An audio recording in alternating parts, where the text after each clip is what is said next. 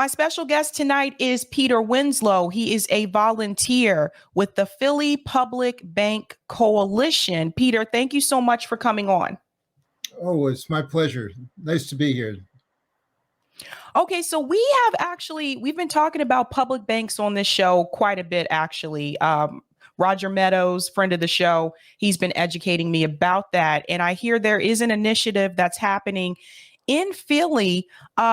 Can you please start off with explaining to everyone what is the difference between a public bank and the banks that we have now, like these privatized banks? What's the difference? And then we'll get into the actual coalition efforts in Philadelphia. Well, Sabrina, the difference is really fundamental. It's the difference between a company, a financial institution that exists to profit the shareholders or exists to benefit the community as a whole. A public bank is there to benefit the entire community, not to line the pockets of individual shareholders. Okay, and so the Philly Public Bank Coalition, I do want to go ahead and bring this up on the stream for just a second. Here's the website here, Philadelphia Public Banking Coalition. Eric, if you have a moment, if you can put the link to this in the chat so everyone can look at this on their own time as well. But could you tell everyone a little bit about this coalition? Like, why was this coalition created and what are you trying to get accomplished here in Philly? Well, public banks aren't new in the world, and they're not really new in the United States. But when the financial system imploded and we were on the brink of international disaster back in the end of the Bush administration, 2008, and people saw how close we came to that disaster, a lot of people started thinking about what can we do to prevent this? What's wrong with our society, with our system, specifically our financial system, that we created this situation, allowed it to continue, and what can we do to correct the situation? And so people thinking about it for a couple of years after that came together in 2011 in Philadelphia for a national conference to talk about the potential for a solution to some of these problems that could be offered by a public bank. You know, we looked at the example that had been set by the Bank of North Dakota, which was founded in 1919 and survived the financial crisis, performed extremely well, had great recovery for the people and the businesses in North Dakota. And why was that? We took a look at what it was about North Dakota and the Bank of North Dakota that made it different from all the other banks in the country. And the answer was really right in front of us, that the Bank of North Dakota was a public bank, and at the time, the only public bank that was in existence in the United States. That's right, because North Dakota, during the '08 housing crisis, North Dakota didn't have to struggle as much as other states. They did have that public bank. They've also been able to implement certain policies in North Dakota and not have to ask the question, how are we going to pay for it? Because they do have that public bank. In reference to Philadelphia, I think this would be really great in a city like Philly. I know that we've talked about on this show having like a state public bank, but you can also start with just trying to have a public bank in a city as well. That actually might be an easier task to complete instead of trying to go on the state level, so to speak. What are some of the needs you would say in reference to Philadelphia for the people and the community there with the public bank? Well, Philadelphia, of course, is a lot different from North Dakota. The economy is different.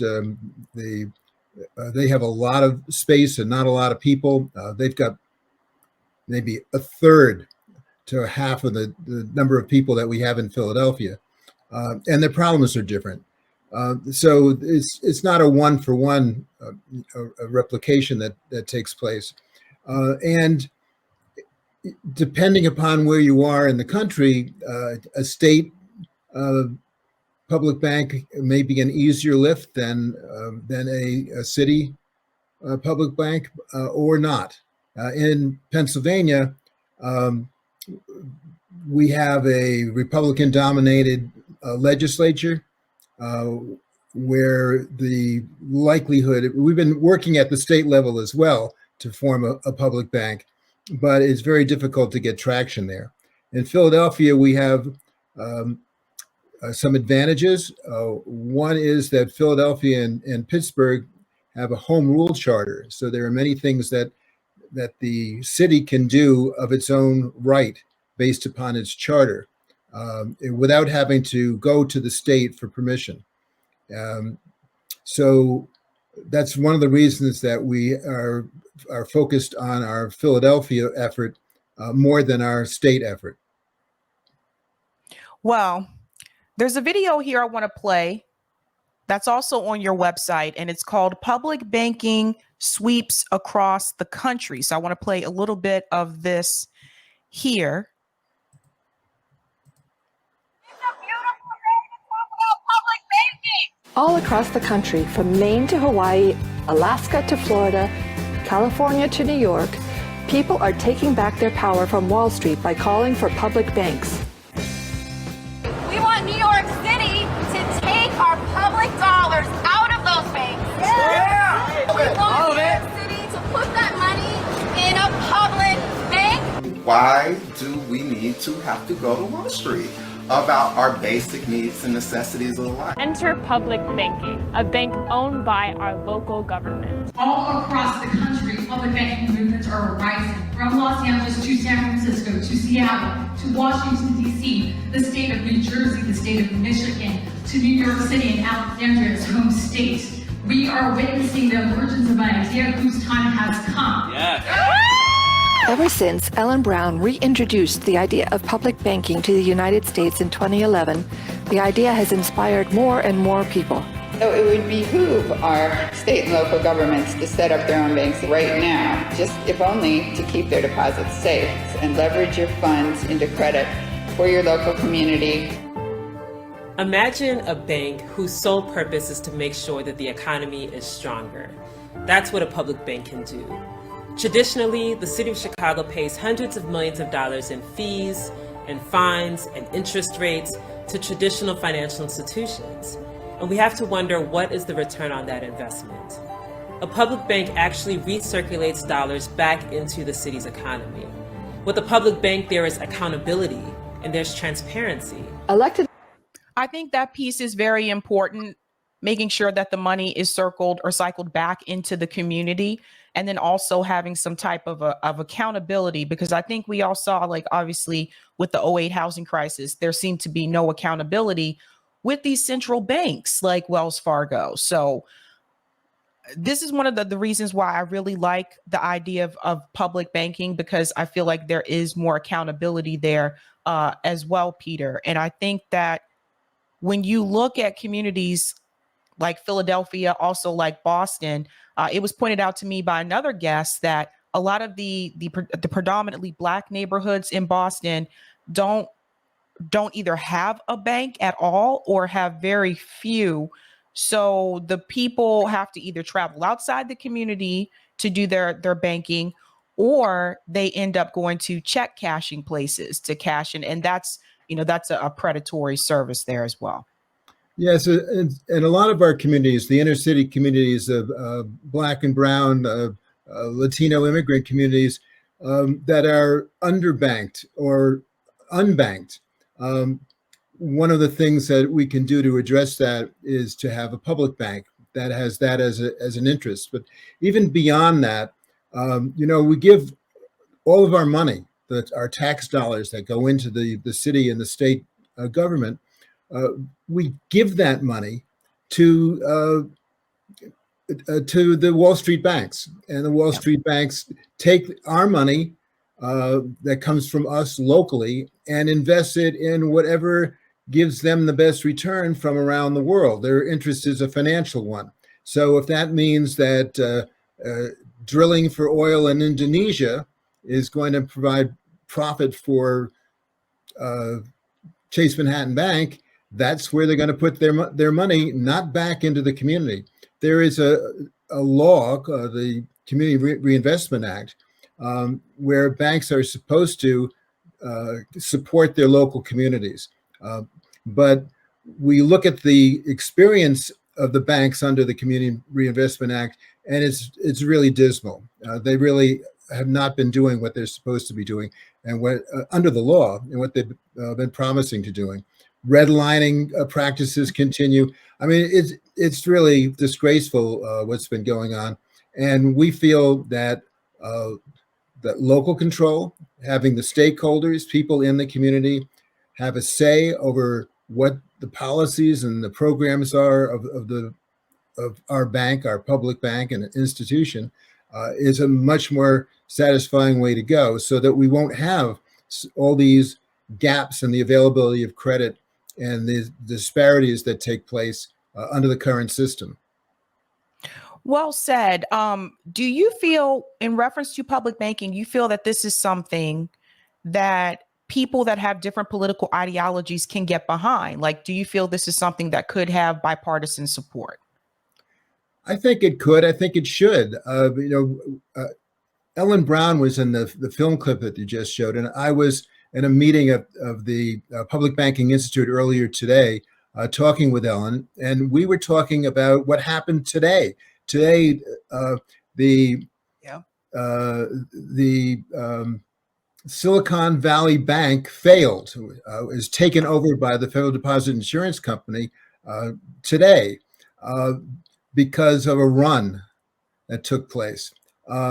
We have huge potential problems, the same kind of problems that caused the disaster or the near disaster back in 2008. They still exist. We have an overhang of derivatives, and there's a fragility to the banking system where the existence of public banks would support the sustainability of the overall financial system, would improve the functioning of the overall financial system. That's something that should not be a red and blue issue. I agree 100%. If we wanted to start a coalition like this in our own cities, how would we start? Because I know at least there are some of us here in the Boston area that would like to get an effort going. How do you feel would be the best way to start? And could you please describe the process that your coalition has implemented? Wow. Massachusetts has a public banking movement and is making progress in its direction. But that doesn't preclude Boston from having its own bank, which could be a regional bank, as well as one that's specifically to the city of Boston. In Philadelphia, we have been working on this for quite a while now, over a decade. And we were very fortunate to have a champion on city council who had a banking background and who understood what the problem was. He was one of the people who was just shown in that film clip, Derek Green, who's now running for mayor of Philadelphia. So the first step is to get some political allies. I think that's extremely important. We have one of those already. Because Senator Jamie Eldridge, he was here. He actually has the Massachusetts public banking bill. It hasn't been voted on because it doesn't have the majority support, at least in the state house.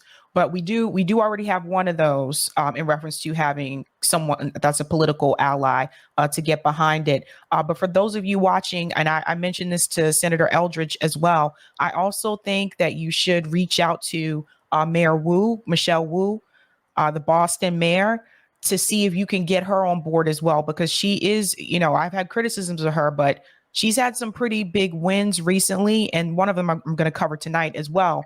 But I think like the more you have, the better chance I think that it could actually happen. Building coalitions within the powers that be, within the government, is really important, and building coalitions among people.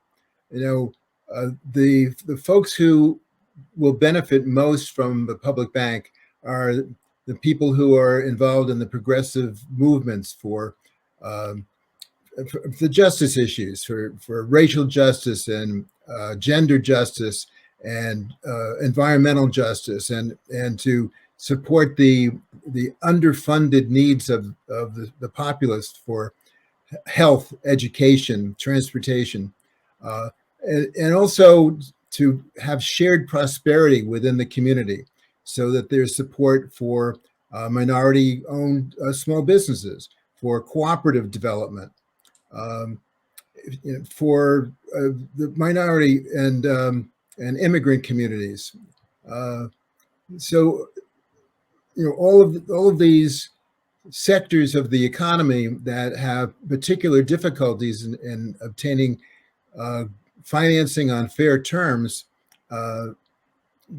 they're all natural allies of the public bank movement.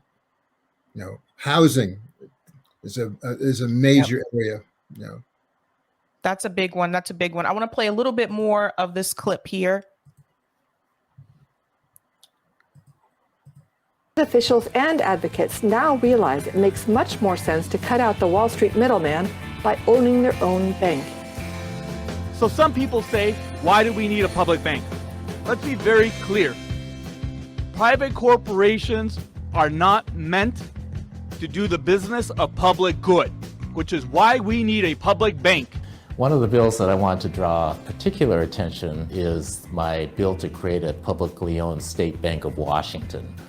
So the state of Washington's bank account is at the Bank of America. We have a better use for our resources. Why don't we create our own publicly owned bank, owned by us, the taxpayers, and then we can keep our tax money in Washington State and working for Washington State. So one of the things I did not know before I saw this video clip, Peter, is how many like local or state politicians that were on board with this. Like Senator Eldridge was the only one that I knew of, and that's because, he's right here with me in Massachusetts. But I didn't realize you have New Jersey, you have Washington State, you have politicians in California that want to do this as well. So I think it's really important for people that are watching, especially if you live in any of these states. I recommend contacting these representatives that are on board for this. And also the squad at the national level. And your Presley, you're a member of the squad, is one of the sponsors of a federal bill to establish a public bank.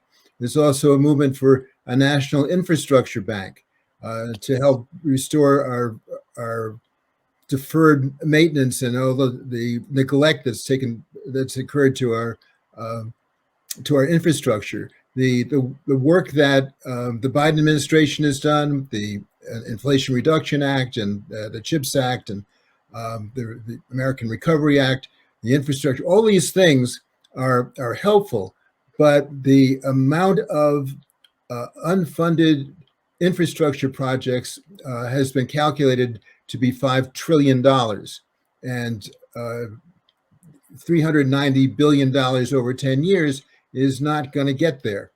Right. Let's go on.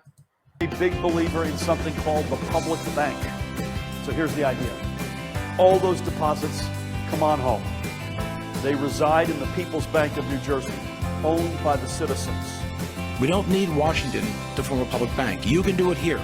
The state can do it. States, cities, counties, all across America can do this. With a public bank, a city or state can extend credit to themselves at low interest rates, pay themselves back, and keep the profits in the community. By borrowing money at a fraction of what we borrow it at now, that would really be the biggest help. When the crash hit, the Bank of North Dakota never blinked, and the credit kept flowing. We can go toe-to-toe with the big boys. I think that money should be a public utility, not a means of further consolidating wealth. The idea is motivating. Since 2017, over 26 states and municipalities have introduced new public bank legislation. So I didn't realize that as well. Oh, there are 26 states and municipalities. So people, if you're watching and you see your state appear, seriously, like contact your representatives. And then another thing is too, is like, we have to increase the conversation about this, because honestly, before Roger Meadows reached out to me, I was not aware of this at all. Yeah, public education is an uphill battle, but there is a lot that is happening, a lot that's taken place. California passed a bill, HB 857, which calls for or allows for the establishment of 10 municipal banks within California. And so San Francisco and the East Bay and San Jose and Los Angeles, different municipalities are working within that framework to try to put together a structure that will be acceptable under that legislation to form a bank. There are advances on many fronts. The Territorial Bank of American Samoa was established because the bank that had been serving the people on that island from Hawaii pulled out and would leave the entire territory unbanked without any ability to process checks. So they rapidly formed a public bank, and it took 2 years, but they established a relationship with the Federal Reserve Bank of San Francisco. So they're up and running.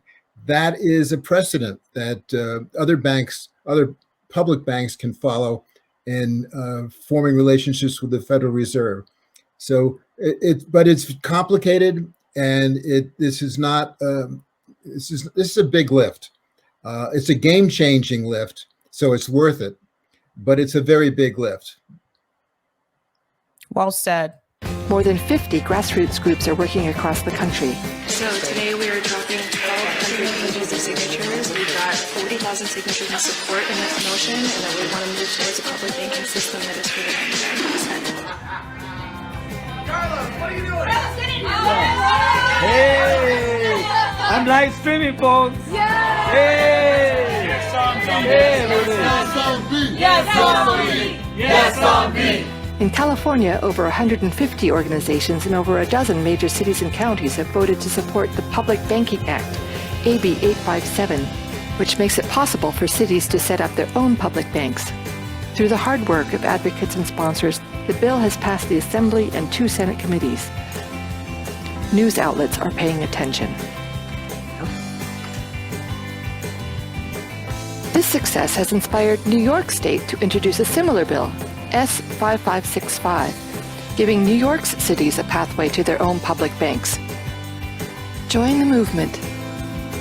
Go to publicbankinginstitute.org.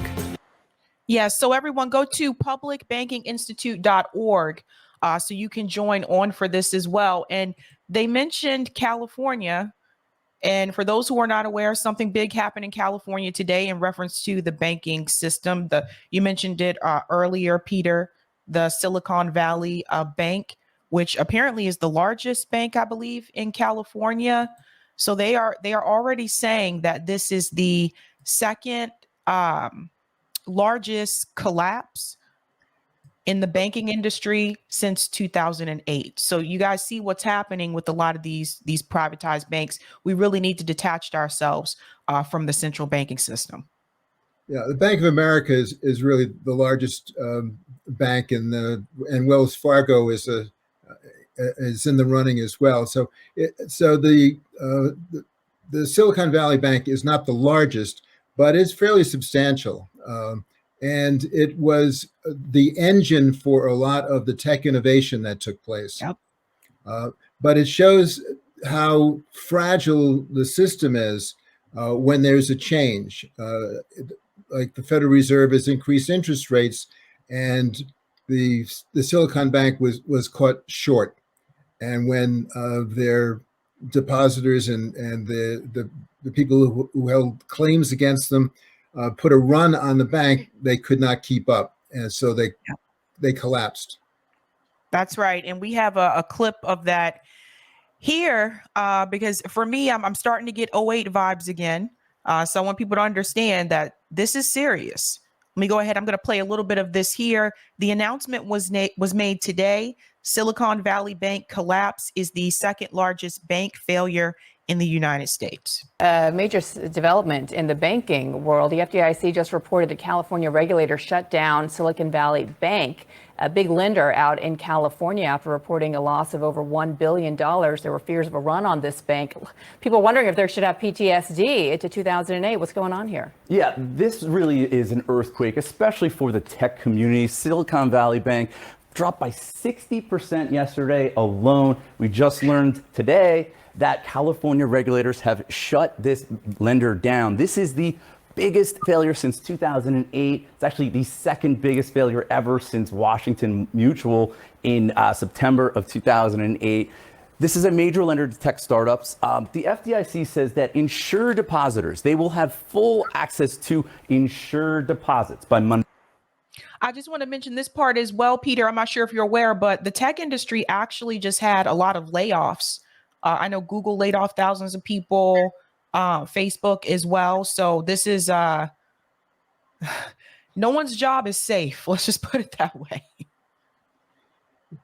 Yes. Well, it also, since this is a primary lender for tech startups, the fact that they are no longer in business means that it's very, very difficult for tech startups now in California and elsewhere to get the funding that they need.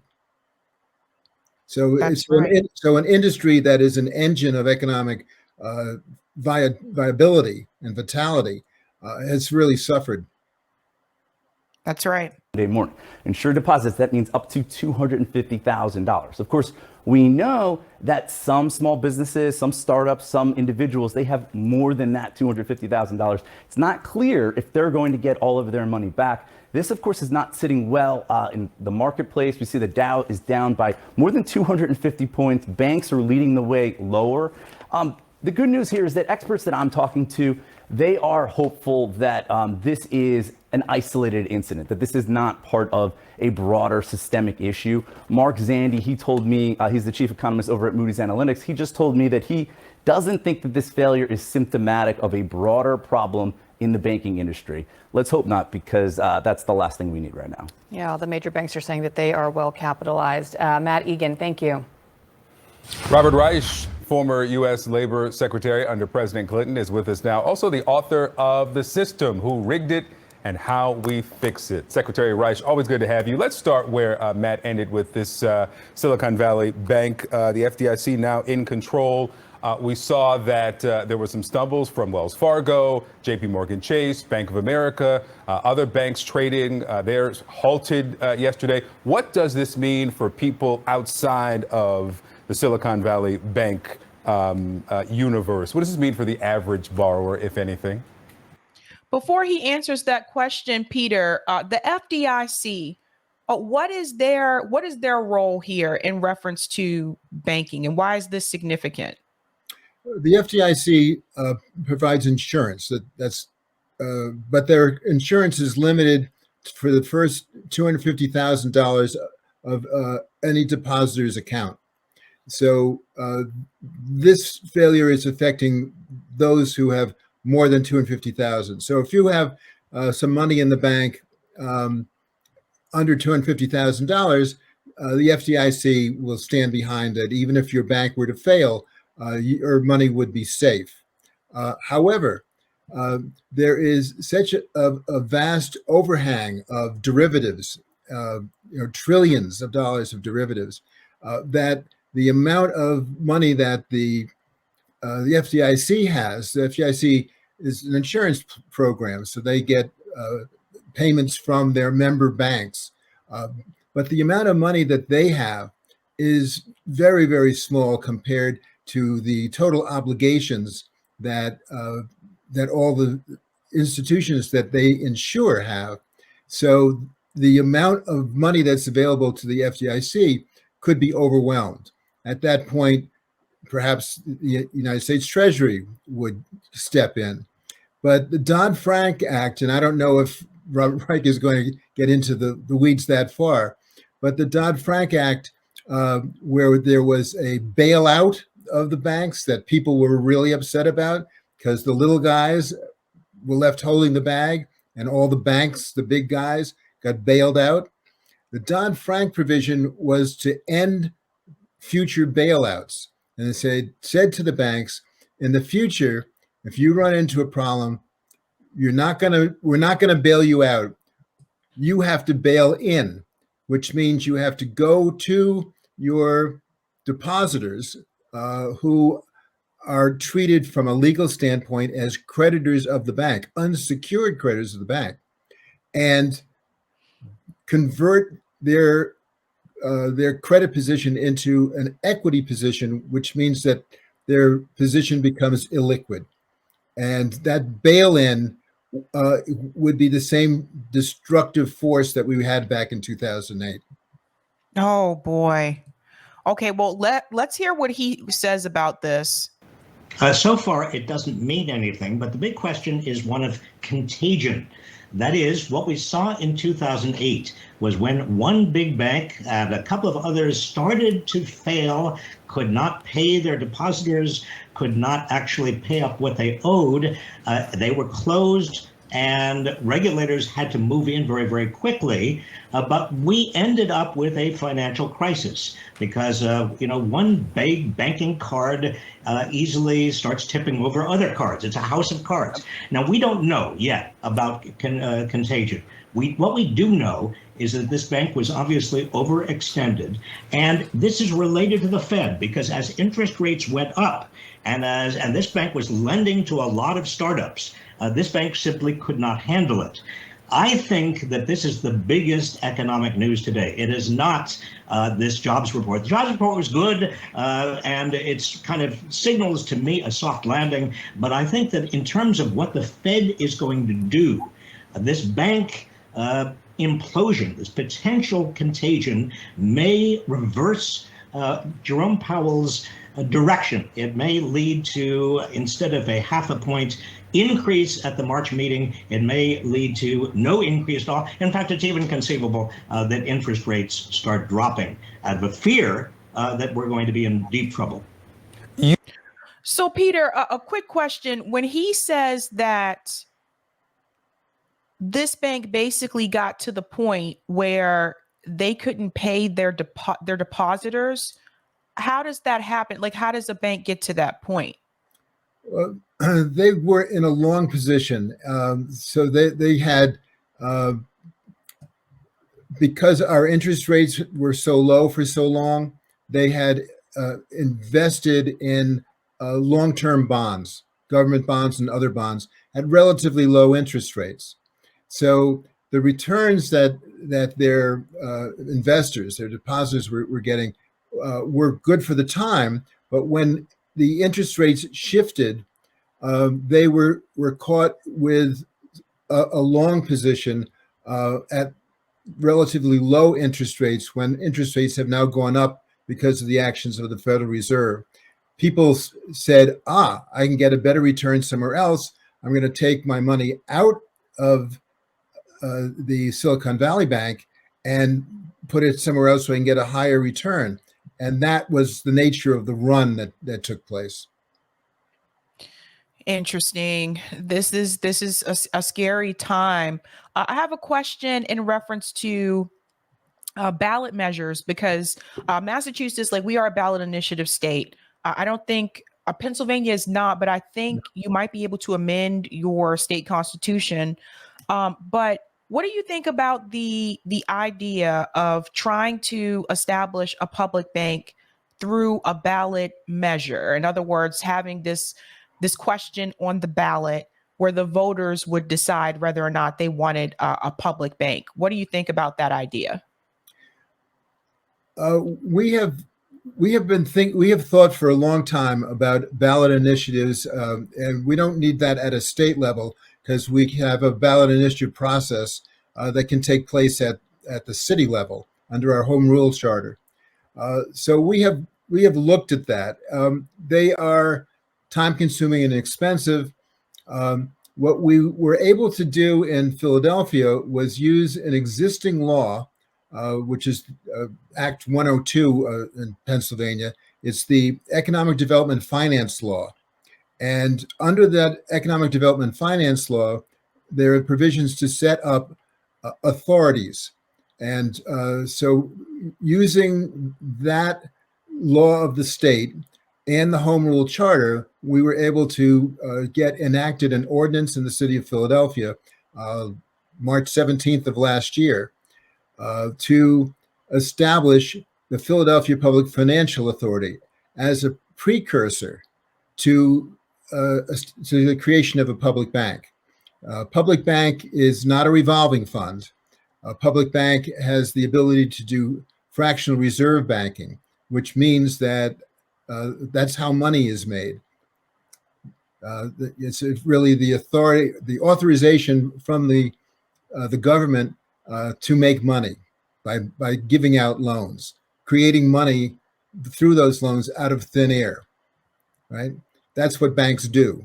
And that's what we want to be able to do as a public bank. A revolving fund does not have that capacity. But what we have chosen to do in Philadelphia is first establish a financial authority and put in place the governance structure, the programs and the policies for transparency and openness and inclusion and shareholder interest, all of the values that we want to support, and to put that into play as a proof of concept as a revolving fund, which is what the financial authority would be, and have a mandate of the financial authority to do two things. One, to qualify as a community development financial institution, a CDFI. And the second is to create a public bank, which means obtaining a bank charter from the state. In Pennsylvania, that's from the Pennsylvania Department of Banking and Securities, who we've had conversations with. So you feel our approach has been is a two-step approach based on working through our city council. So we succeeded. We got the legislation passed. It's the law in Philadelphia. Our current mayor has refused to implement the law. To implement the law, he has to appoint the initial board of directors, and then the city solicitor can file with the Secretary of State of Pennsylvania to incorporate the authority. Okay? But the mayor refuses to do that. We are currently in a political season where we have a primary on May 16th, and we are working now to have all of the mayoral candidates, all of the controller candidates, all the city council candidates go on record as not only supporting the public bank, but the implementation of the financial authority as the first step to creating the public bank. When the bill passed in council, it passed 16-1, and the mayor did not veto it. The mayor just refused to implement the law. Wow. This is really interesting. So who's the gentleman you said that's running for mayor in Philly that approves of it?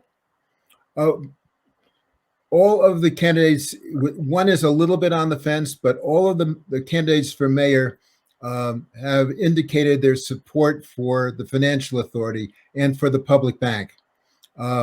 Several of the candidates, Derek Green, who was our champion in the legislation that was passed last year, Helen Gim, Maria Canon Sanchez, Alan Dome, Sherelle Parker. These are all people who were formerly on city council who are running for mayor. They all voted for the legislation.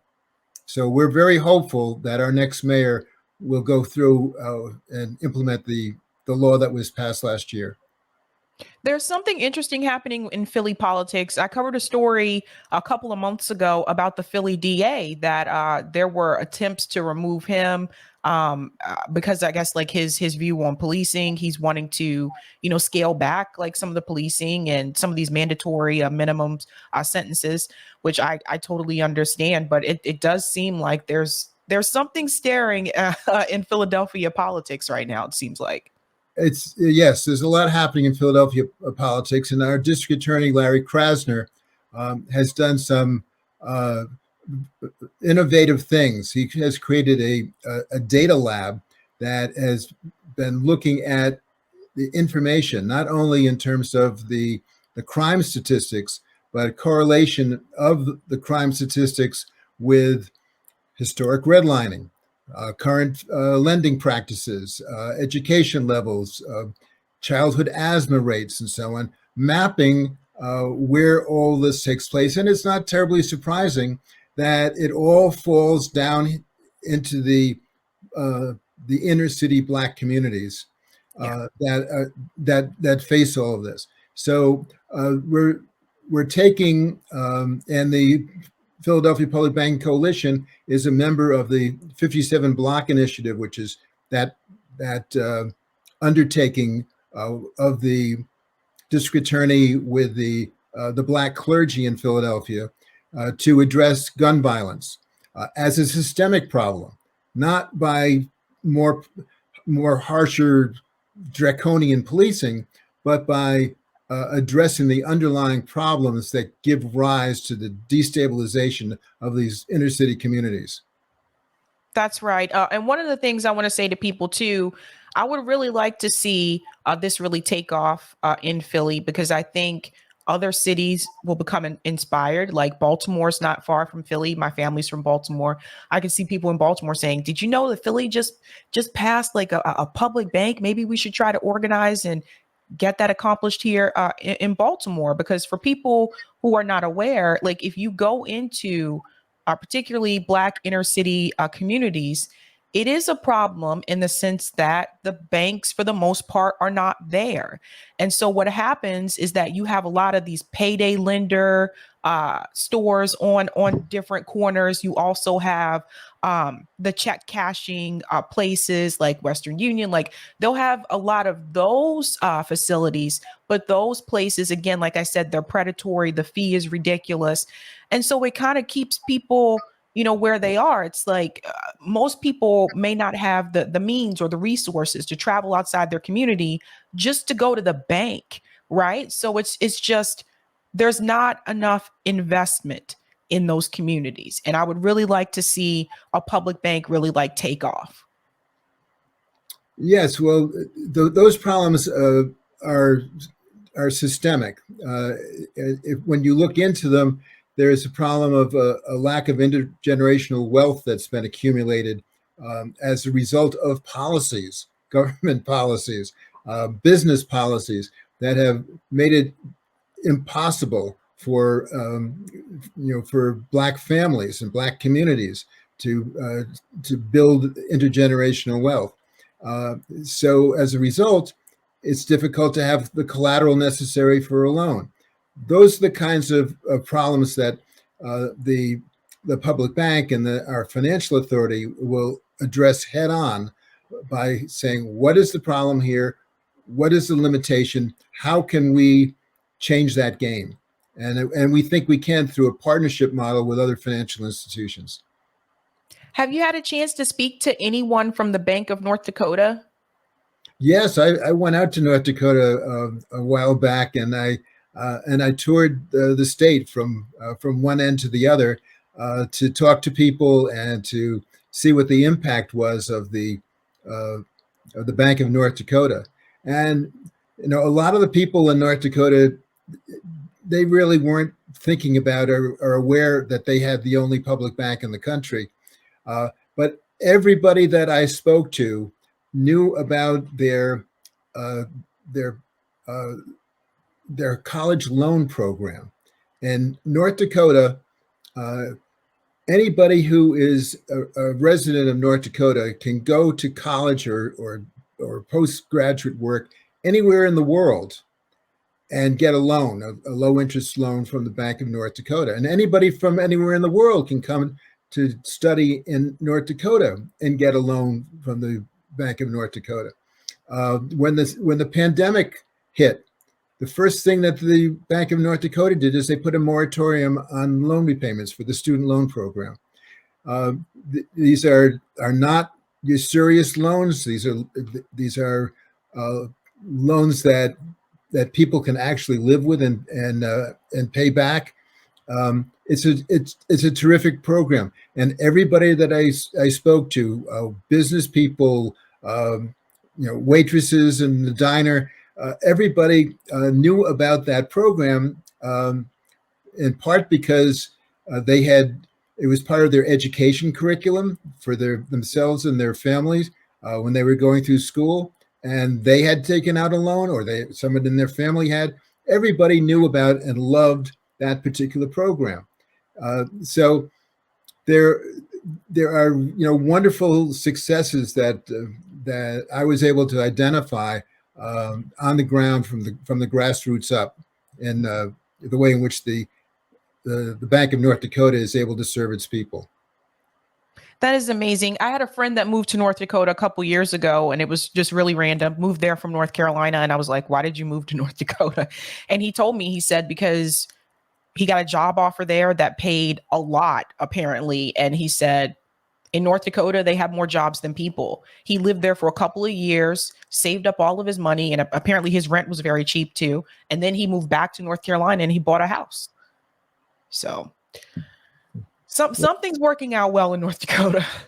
Well, there was a horrendous flood on the Red River, which runs between North Dakota and Minnesota, and it just flooded out towns on both sides of the river. You've got town in one state, town in another state, a bridge that connects them. So they're sort of the same town, but they're in two different jurisdictions.